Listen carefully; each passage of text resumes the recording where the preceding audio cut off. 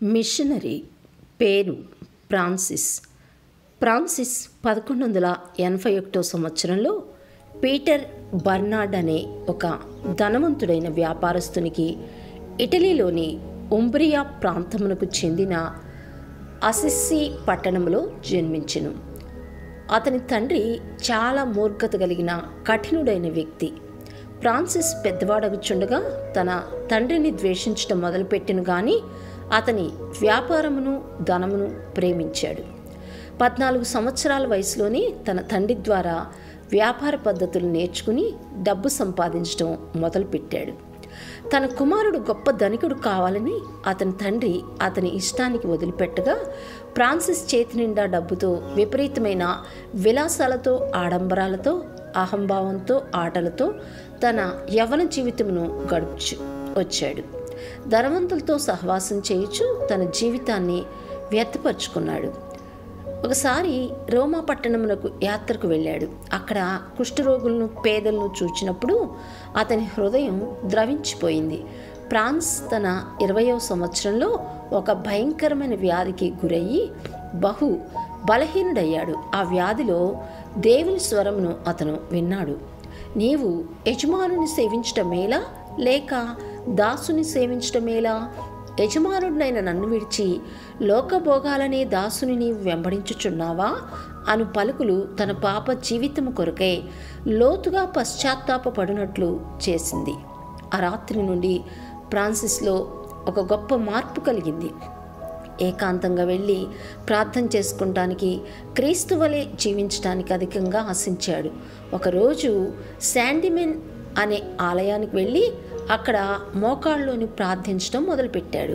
అలా ప్రార్థిస్తూ ఉంటుండగా, ఫ్రాన్సిస్, నా ఇల్లు పాడైపోయి ఉండుట చూచితివా, వెళ్ళి బాగు చెయ్యి అని ఒక మెల్లని స్వరాన్ని విన్నాడు. ఆశ్చర్యపడ్డ ఫ్రాన్సిస్ సంతోషంతో తప్పకుండా చేదును ప్రభువా అన్నాడు. తన తండ్రి డబ్బుతో అతడు దేవుని ఆలయ కట్టడములను బాగు చేయ మొదలుపెట్టాడు.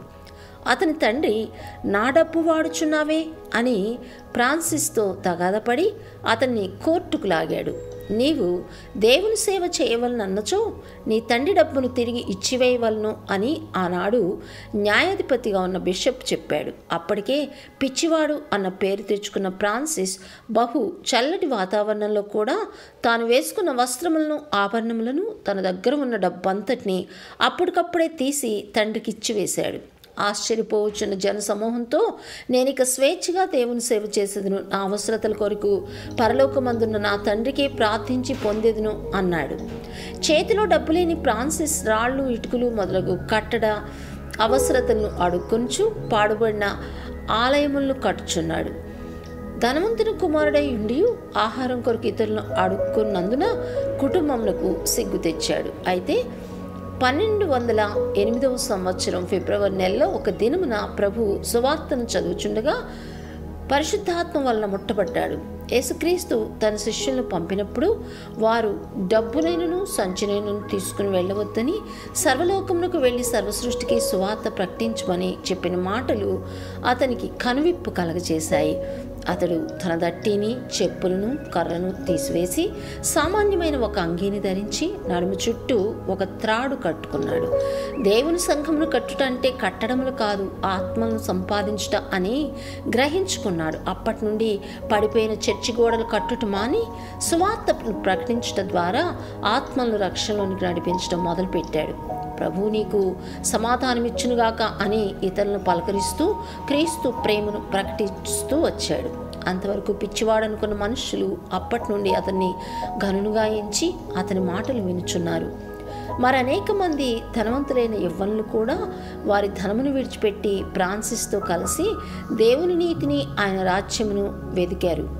ఒక సంవత్సరంలో 12 మంది సహోదరులు ఫ్రాన్సిస్తో చేరారు. వారందరూ కలిసి అర్ధరాత్రి లేచి ప్రార్థిస్తూ ఉదయం నుండి సువార్తను ప్రకటిస్తూ వచ్చారు.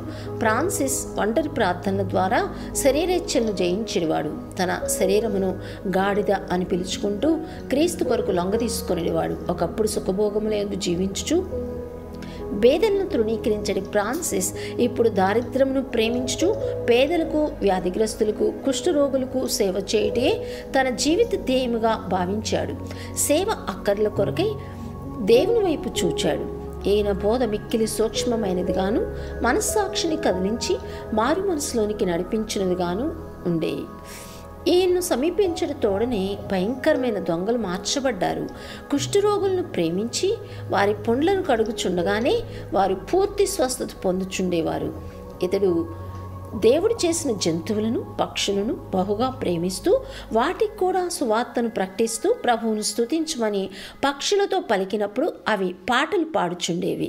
ఇతడు చాలాసార్లు ఇటలీ సరిహద్దులను దాటి సువార్తను ప్రకటించాడు. 1214లో మొరాకో ప్రాంతానికి వెళ్ళి అచటి ప్రజలను రక్షించాలని, అవసరమైతే అచట హతసాక్షిగా మరణించాలని ప్రయాణమయ్యాడు. కానీ అనారోగ్యం వలన తిరిగి రావాల్సి వచ్చింది. 1219లో పాలస్తీనాకు వెళ్ళి అతడు ముస్లిమ్స్కు సువార్తను ప్రకటించాడు. అయితే అతని ఆరోగ్యం మరింత క్షీణించగా అతని కనుదృష్టి తగ్గిపోగా తిరిగి అసిస్సీకి వెళ్ళి వచ్చాడు. 1224 సెప్టెంబర్ నెలలో అతని కాళ్లలో, చేతులలో గాయములు ఏర్పడినందున నడవలేని స్థితిలో గాడిదపై మాత్రం ప్రయాణం చేశాడు. ఒక చిన్న గుడిసెలో తన చివరి దినాలు గడిపాడు.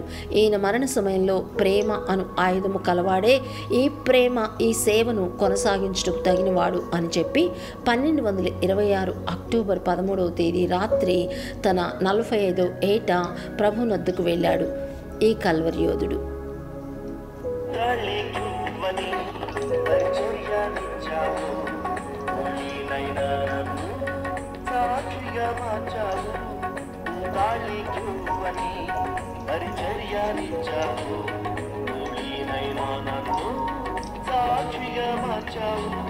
నీ సంఘ సరిహద్దులను విశాలపరచుటకు, నీ సంఘ సరిహద్దులను విశాలపరచుటకు నీ సేవకునిగా అభిషేకించావు, నీ సేవకునిగా అభిషేకించావు.